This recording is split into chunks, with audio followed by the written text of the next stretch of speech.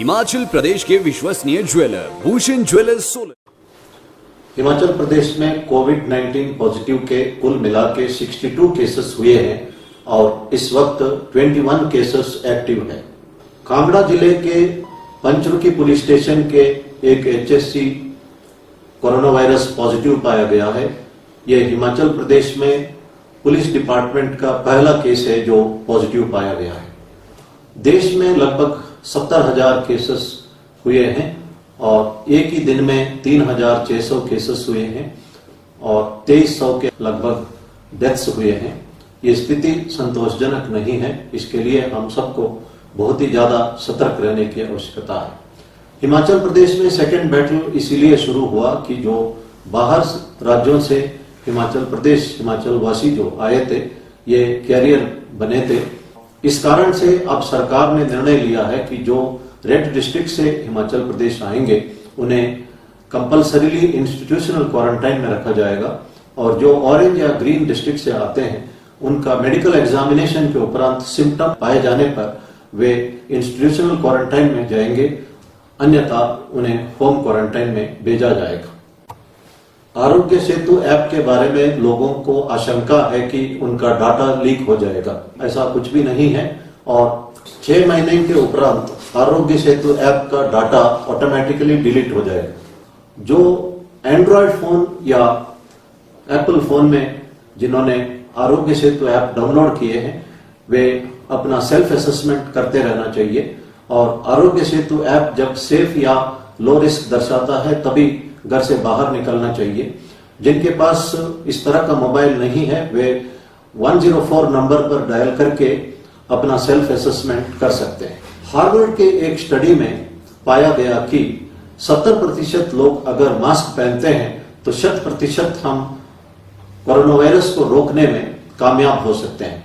इसलिए मैं उम्मीद करता हूं कि हिमाचल में 70% से अधिक लोग मास्क पहनेंगे तथा मास्क को सही ढंग से पहनेंगे ताकि हम 100% कोरोना वायरस केसेस को हिमाचल प्रदेश में रोक सकेंगे। जब एग्जिट प्लान चलेगा हमें एक्सट्रीम कॉशियस होना जरूरी है और एक्सट्रीम प्रिकॉशन लेने की आवश्यकता है क्योंकि जर्मनी और साउथ कोरिया ने एग्जिट प्लान के दौरान गलती की थी और दोबारा वहां पे वायरस का वेव हुआ है।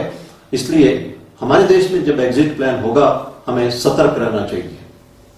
भारत सरकार के आयुष मंत्रालय के डायरेक्शन के मुताबिक होम्योपैथिक दवाई आर्सेनिक अल्बुम 30 पोटेंशियल हम 3 दिन लेने से रोग निरोधक का काम कर सकता है।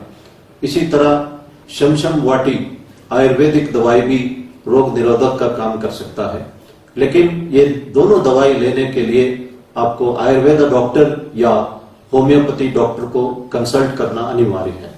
हिमाचल प्रदेश में हमने होम क्वारंटाइन का वायलेशंस देख रहे हैं। तमाम जिलों में हमने इस बारे में एफआईआर दर्ज किया है। कुछ एक एक्सट्रीम केसेस को मैं इस वक्त दोहराना चाहता हूं। चंबा जिले में जो व्यक्ति वायरस का पॉजिटिव पाया गया था वो व्यक्ति अपने घर के अंदर अपनी बेटी को संक्रमित किया और बाहर पार्टी मनाते वक्त शराब पी रहा था और जिस कारण 2 और व्यक्ति संक्रमित हुए। इसमें यह भी एविडेंस हमारे पास आया है कि एक ही सिगरेट को ये लोग शेयर कर रहे थे और सिगरेट को शेयर करना जो है इट इज सुसाइडल एक्ट। ये कहते हैं कि आप भाई मुझे मार, हुक्का हो या सिगरेट हो, कभी भी एक दूसरे से शेयर इस हालात में नहीं करना चाहिए। WHO के एडवाइस के मुताबिक सिगरेट पीना इस वक्त हानिकारक है। दूसरा इंस्टेंस जो हमीरपुर डिस्ट्रिक्ट में नजर आया जहां गुजरात से वापस आया हुआ व्यक्ति नाई को बुला के अपना बाल कटवाया और वही नाई अन्य लोगों के घर में जाके भी बाल काटा। इस कारण से हमने एफआईआर भी दर्ज किया और हम अपना कार्रवाई कर रहे हैं। एक और इंस्टेंस हुआ, एक जेबीटी टीचर अहमदाबाद से अपना घर वापस आया था, उसे होम क्वारंटाइन का आदेश दिया गया था, लेकिन वो बाहर शराब लाने के लिए निकल रहा था। उसकी पत्नी ने शिकायत की जिस पर उसे इंस्टीट्यूशनल क्वारंटाइन में रखा गया और उस पर मुकदमा किया गया है। ये बहुत अफसोस की बात है कि इस तरह के लोग बच्चों को पढ़ाते हैं। मैं एक बात स्पष्ट रूप से कहना चाहता हूं, ये कोरोना वायरस एक दिन खत्म हो जाएगा। आप दूसरे राज्यों में जाके नौकरी दोबारा करना शुरू करेंगे, लेकिन इन मुकदमों की वजह से आपको हिमाचल वापस आना पड़ेगा और अदालत में मुलजिम बन के कटघरे में खड़ा होना होगा। इसीलिए इन बातों पे आपको ध्यान देना चाहिए और पुलिस सख्ती से कार्रवाई करेगी। जो व्यक्ति चंबा में दूसरों के साथ शराब पी रहा था और सिगरेट शेयर कर रहा था, उस पर हमने 307 यानी अटेम्प्ट टू मर्डर सेक्शन भी लगाया। हम कठोर से कठोर धाराएं लगाएंगे और सख्ती बरतेंगे ताकि इस एपिडेमिक को हिमाचल प्रदेश में हम कंट्रोल कर सकें। अधिकतर लोग होम क्वारंटाइन का आदेशों का पालना कर रहे हैं, मैं उनको धन्यवाद करना चाहता हूं। एक अच्छा इंस्टेंस मैं बताना चाहता हूं। जोगिंदर नगर में एक रसोई जैसलमेर से वापस आया और उन्होंने उनके घर में सिर्फ 2 कमरे थे, एक कमरे में उसकी माँ और बहन रहती थी और उसने अपने घर के बाहर एक टेंट लगा के उस पर रहने लगा। इस तरह का कड़ाई से पालना करने वाले लोग भी हैं। मैं लोगों से अनुरोध करता हूं कि जो लोग होम क्वारंटाइन का कंडीशंस वायलेट करते हैं उनका फोटोग्राफ ले ले और हमारा जो व्हाट्सएप नंबर है 9459 100 पर भेजे और उस व्यक्ति का डिटेल भी भेजे ताकि हम उचित कार्रवाई करेंगे। इस महामारी की लड़ाई में प्रधानमंत्री जी ने कहा है कि हर एक व्यक्ति सोल्जर है, हर एक व्यक्ति लीडर है, इसलिए हर एक व्यक्ति को एक दायित्व बनता है इस तरह का वायलेशंस के बारे में पुलिस को या एडमिनिस्ट्रेशन को सूचित करने का। आज फ्लोरेंस नाइटिंगेल का 200th बर्थ एनिवर्सरी है। फ्लोरेंस नाइटिंगेल 1854 से 1856 तक क्रिमियन वॉर के दौरान नर्स के तौर पर काम कर रही थी। वो एक मैथमेटिशियन भी थी। उन्होंने अपना स्टैटिस्टिकल मॉडल से पता लगाया कि कुछ जगह पर, कुछ हॉस्पिटल में डेथ रेट ज्यादा है, कुछ जगह कम है और उन्होंने ये पाया कि इसके लिए लोकल कंडीशंस जिम्मेदार है। और जब उन्होंने हैंड वॉशिंग और साथ में हाइजीनिक कंडीशंस मेंटेन किए, हॉस्पिटल में डेथ रेट 60% से नीचे आके 2.2% आया था और एपिडेमिक को कंट्रोल करने में वो कामयाब रही।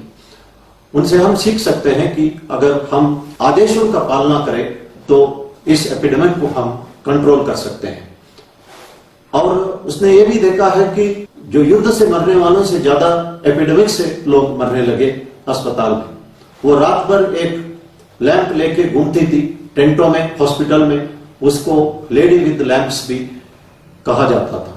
इस वक्त हम फ्लोरेंस नाइटिंगेल से बहुत कुछ सीख सकते हैं। एक प्लेजेंट सरप्राइज हमें हुआ है। अमेरिका के राष्ट्रपति डोनाल्ड ट्रंप जी ने एक हिंदू पंडित जी को बुला के यजुर्वेदा का शांति मंत्र का पठन करवाया था और उस वक्त वाशिंगटन में उन्होंने कहा था कि इस संकट की घड़ी में भगवान एक सोर्स ऑफ स्ट्रेंथ है और भगवान ही हमें डायरेक्ट कर सकता है। हिमाचल प्रदेश में 95% पॉपुलेशन हिंदूज है और बाकी 5% भी भगवान पर विश्वास करने वाले हैं। तकरीबन तमाम लोग भगवान पर विश्वास करते हैं। हम कन्नड़ में कहते हैं संकट बंदाग वेंकट रमण। जब संकट आता है तो भगवान वेंकट रमण का याद आता है। आदि शंकराचार्य जी ने कहा है कि गेयम गीत नाम सहस्रम देयम श्रीपति रूपम जस्रम नेयम सज्जन संगे चित्तम देयम दीन जनाय च वित्तम। उनका कहना है कि भगवान का सुंदर रूप हृदय में रखे, हमारे मन में या होठों से उनका नाम स्मरण करें और अच्छे लोगों का संपर्क रखे और अच्छे विचार मन में रखे और इसके लिए अच्छे किताब भी हम पढ़ सकते हैं और गरीबों का मदद करें, एक दूसरे का मदद करें। शंकराचार्य जी नामस्मरण और सत्संग और एक दूसरे को मदद करने में इस संस्कृत श्लोक में जोर देते हैं। नामस्मरण से हमारा थॉट, वर्ड्स और डीड्स प्यूरिफाई हो जाता है। भगवत गीता में कहते हैं भगवान कि जो व्यक्ति मृत्यु के आखिरी क्षण में मुझे याद करता है वो मेरे में लीन हो जाता है। इसलिए महात्मा गांधी जी आखिरी क्षण में कहा था कि हे राम राम, और वे भगवान में लीन हुए थे।